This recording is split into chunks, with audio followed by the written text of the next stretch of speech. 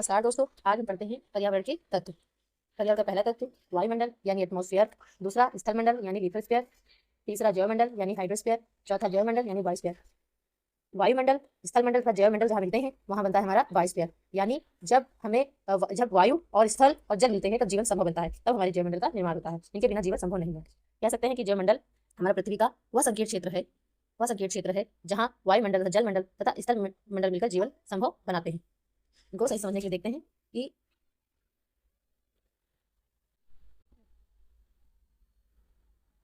कि जैसे यहाँ पे हमने एक वायुमंडल लिया, ठीक, और उसका कलर चेंज करते हैं, और फिर ये स्थल मंडल को फिर हमने लिया ठीक। अब इसमें देखते हैं, पहले देखते हैं जैसे यहाँ पर ये हमारा वायुमंडल हो गया है ना, वायुमंडल हो गया, और यहाँ हमारा स्थल हो गया है ना, और यहाँ तीसरा यहाँ हमारा हो गया, कलर चेंज कर लेते हैं, यहाँ हमारा हो गया जलमंडल। ठीक, अब तीनों में जो ये एरिया कॉमन वैसे कलर चेंज कर लेते हैं। हाँ, वैसे ये हमारा जो वहाँ पे तीनों मिलकर जो बनने के एरिया हमारा, ये हमारा क्या होगा, जैवमंडल होगा, जैवमंडल होगा।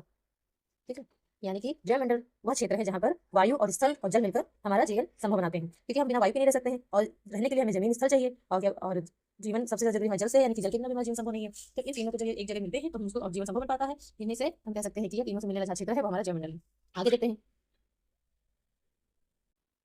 हैं, वायुमंडल। वायुमंडल हमारा क्या है, वायुमंडल के अंदर हमारा संगठन क्या है, वायुमंडल पहला पॉइंट पढ़ते हैं। वायुमंडल में एटमॉस्फेयर का क्या हमारा किस चीजों गैसों से मिलकर बना वो हम लोग पढ़ते हैं। पहला नाइट्रोजन जो कि 70% है, ऑक्सीजन जो कि 21% है, ऑर्गन 0.93% है, और कार्बन डाइऑक्साइड 0.003% है, नियॉन 0.0018% है। अच्छा, वायुमंडल कैसे बनता है थोड़ा सा हम आपको समझा देते हैं।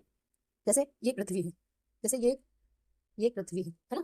अब पृथ्वी के चारों ओर क्या होता है, पृथ्वी के चारों ओर हमारे ढेर सारी क्या होती है, परतें होती हैं। और काहे की परतें होती हैं, यानी गैसों की परतें हैं, गैसों की ये परतें हैं, मान लीजिए ये सब परतें हैं। ठीक है, अब ये हमारी पृथ्वी है,